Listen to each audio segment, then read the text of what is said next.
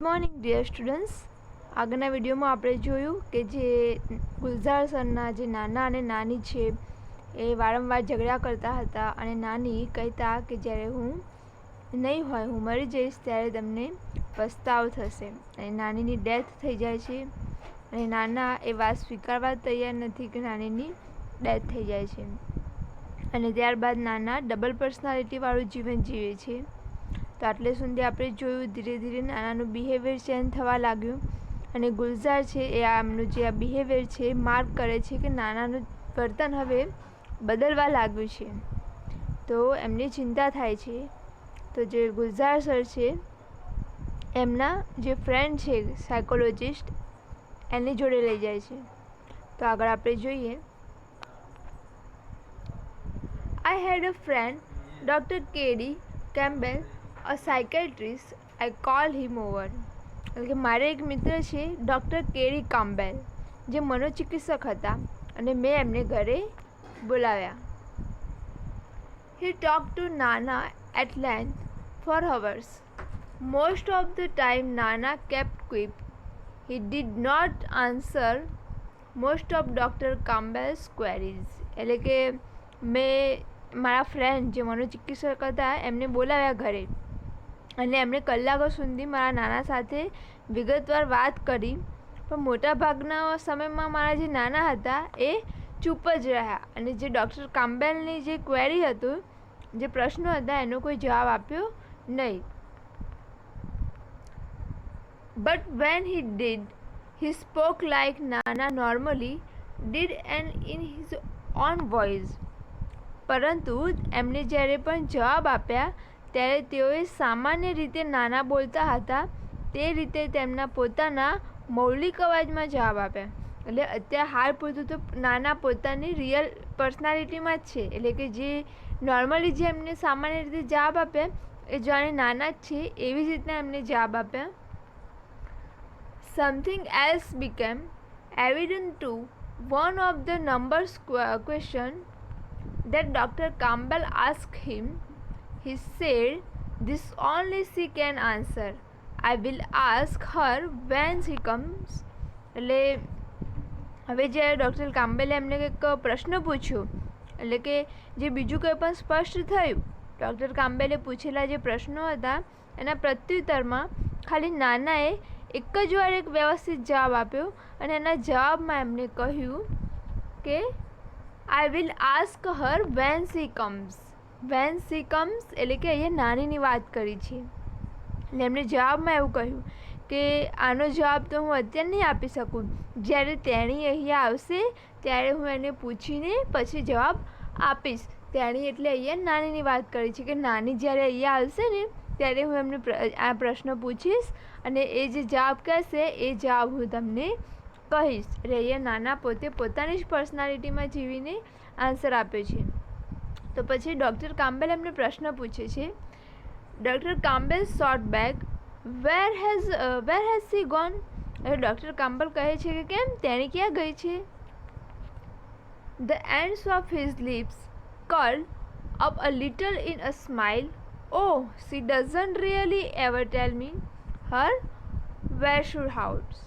એટલે નાના પછી એમના જવાબમાં કહે છે, મતલબ થોડી હાસ્યની મુદ્રામાં, કર્ડ એટલે કે હાસ્યની મુદ્રામાં, હોઠના ખૂણામાં જે સ્માઇલ આપીએ આપણે એને કહેવાય કર્ડ. એટલે થોડી હાસ્યની મુદ્રામાં તેમના હોઠના ખૂણા જરાક મળીને નાના જવાબ આપે છે, અરે તેણે ખરેખર ક્યારેય મને તેનું અસલી ઠેકાણું કહેતી જ નથી. એટલે કે જ્યાં જાય કોઈ બી જગ્યાએ તો એ ક્યાં જાય છે વાત મને ક્યારેય કરતી નથી કે હું આ જગ્યાએ જઈને આવું છું. એટલે કહેવાનો મતલબ કે નાનાને ખબર નથી કે નાની અત્યારે હાલ ક્યાં ગયા છે. અને એટલું કહીને નાના પછી ત્યાંથી નીકળી જાય છે. When Nana left, Dr. Campbell said, એટલે જ્યારે નાના જાય છે, ગયા મતલબ, ત્યારે ડૉક્ટર કામ્બેલે કહ્યું, he does not perceive your nannies as dead. એટલે કે તમારા જે નાના છે એ તમારી નાનીની જે ડેથ એટલે કે એમની મરણવાળી વાત છે તે હજુ સુધી સમજી શક્યા નથી અથવા સ્વીકારી શક્યા નથી. He has begun to live a double life. Began એટલે કે શરૂઆત કરવી, એટલે કે તમારા જે નાના છે હવે ડબલ પર્સનાલિટીવાળી જે જીવન છે જીવવા લાગ્યા છે, જીવન જીવવાનું એમને શરૂ કર્યું છે. In fact there's more of her and less of him. એટલે કે more of her એટલે કે ઇનફેક્ટ એટલે કે આમ જોવા જઈએ તો જે તમારા નાના છે એ હકીકતમાં બેવડું જીવન તો જીવે છે, પરંતુ એમના પોતાના કરતાં નાનીનું જીવન વધુ જીવે છે અને એમનું પોતાનું જે જીવન છે એ ખૂબ ઓછું જીવવા લાગ્યા છે. He has begun to think of himself as નાની, એટલે કે જે નાના છે એ એમની જાતને નાની તરીકે જ માનવા લાગ્યા છે. હવે તો પોતાની જાતને હવે ભૂલી જવા લાગે છે અને પોતે જ જાણે નાની છે એવું માનવા લાગે છે. Whatever happens it happen to her, એટલે કે જે પણ તકલીફ પડે, જે પણ કંઈ તકલીફ હોય, મુશ્કેલી હોય તો જાણે નાનીને જ મુશ્કેલી છે તેવું નાના માને છે. She is the one who needs to be fed. She is the one who feels thirsty, એટલે કે તરસ લાગવી. She is the one who feels the pain, એટલે કે દુઃખ થવું. And it is he who take the medicine. He only slows the pills on her behalf. એટલે કે જે કંઈ પણ થાય એ નાનીને જ થાય છે એવું નાના માને છે. જેમ કે તે તરસ લાગી હોય, યા કોઈ દુઃખ દર્દ થયું હોય, યા કોઈ દવા લેવાની હોય તો આ બધું જાણે નાનીને જ થતું હોય તેમ નાના માને છે. અને તેઓ તેની વતીથી ગોળીઓ પણ ગળે છે. એટલે નાનીને જે તકલીફ થતી હતી અને નાની એ સમયે જે ગોળીઓ ગળતી હતી એ ગોળીઓ હવે પોતે નાના પણ લેવા લાગે છે. કેમ? કારણ કે નાના પોતે હવે નાનીનું જ જીવન જીવે છે. I drove the good doctor back to his home. એટલે જે ગુલઝાર છે એ ડૉક્ટરને એમના ઘરે મૂકીને આવ્યો, હંકારીને આવ્યો. He said that Nana was suffering from a sort of dissociative personality disorder. ડૉક્ટરે ગુલઝારને કહ્યું કે હવે તમારા જે નાના છે એ એક પ્રકારની ડિસોસિએટિવ પર્સનાલિટી ડિસઓર્ડરથી પીડાય છે. એટલે કે જે નાના છે ડબલ કેરેક્ટરવાળું જીવન જીવે છે, કારણ કે નાનીને તો મૃત્યુ સમજતા નથી તો પોતાની જાતને જે નાની માનવા લાગે છે એટલે એ રોગથી તેઓ પીડાય છે, મતલબ માનસિક રોગથી તેઓ પીડાય છે. Next, the condition was a little understood, he said, and there was no sure cure for it. Cure એટલે કે સારવાર કરવી. He said, we will kept it, do our best, but your Nana says that kind of recovery is nearly impossible. એટલે જે doctor છે ગુલઝાર સરને કહે છે કે આ જે સ્થિતિ છે એ સમજવી સહેલી નથી અને તેમણે આગળ એવું પણ કહ્યું કે કોઈ ચોક્કસ આનો ઈલાજ પણ નથી અને આની યથાસ્થિતિ જાળવવી એટલે કે શ્રેષ્ઠ પ્રયત્ન કરી શકાય, મતલબ કે આમાંથી રિકવર કરી શકાય થોડું ઘણું સારવાર આપીને, પરંતુ તમારા નાનાની ઉંમર પણ વધી ગઈ છે, મતલબ ઉંમર પણ વધારે છે, તો આ કેસમાં લગભગ તો અશક્ય છે આ રોગમાંથી મુક્તિ પામવાનું. As I was about to leave he ask me, એટલે જ્યારે એ ગુલઝાર એમને મૂકવા ગયા હોય છે ત્યારે હવે ત્યાંથી જવા માટે તેઓ ઊભા થાય છે તો તરત જ ડૉક્ટર એમને પૂછે છે, ટેલ મી વન થિંગ, એટલે કે એક વાત કહે તો મને, how does it make any difference to your whatever he is Nana or thinks himself to be a નાની. એટલે આ તમારા જે નાના છે પોતાની જાતને નાની સમજે છે તો એ બાબતથી તમને શું ફરક પડે છે એમ. how does it changes anything whatever he eats raita by staying your nani or refuse to eat raita by morphing into your nani. let him live his life any way he wants to.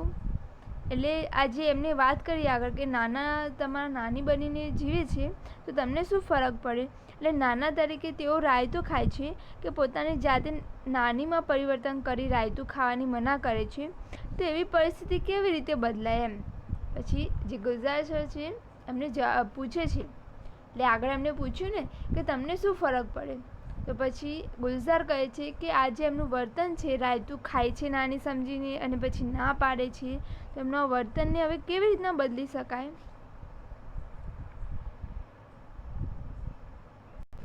Doctor કહે છે કે જેમ ઈચ્છતા હોય જીવવાનું તેમ એમને જીવવા દો, આમે એમની ઉંમર તો થઈ ગઈ છે, તો એ જે રીતે ઈચ્છતા હોય તેવી રીતના એમને એમનું જીવન જીવવા દો. I was late coming back home. એટલે ગુલઝાર સર કહે છે કે મારે ઘરે આવતા થોડું મોડું થયું. But I did feel quite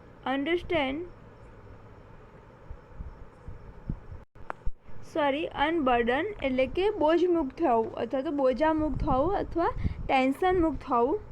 એટલે ગુલઝાર સર કહે છે કે જ્યારે મારે ઘરે આવતા થોડું મોડું થયું, પણ ડૉક્ટર કામ્બલે જે મને વાત કહી હતી એનાથી હું થોડો બોજામુક્ત અથવા તો ચિંતામુક્ત થયો. And a lot less worried by what doctor Campbell had said. એટલે ડૉક્ટર કામ્બેલે જે મને વાત કરી હતી એ વાત સાંભળીને હું થોડો ચિંતામુક્ત થયો. આઈ થોટ ધ વે નાના and made his adjustment with નાની, we too should make adjustment with him.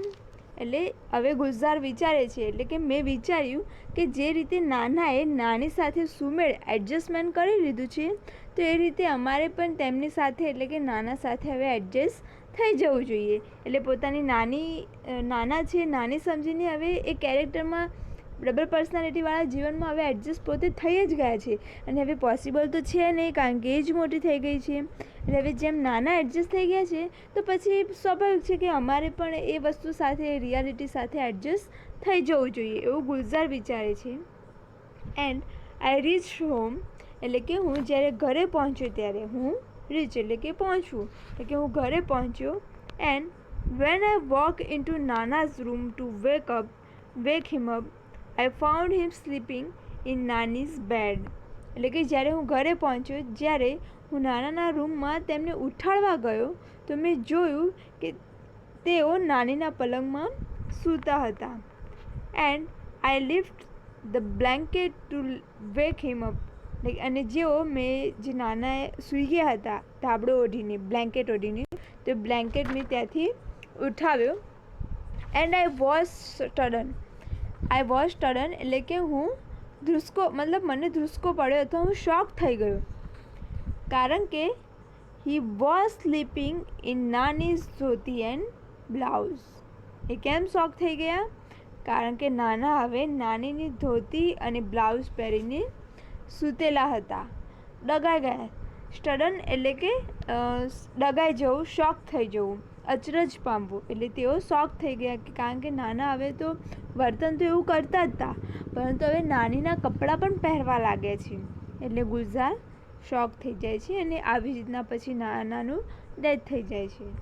Thank you.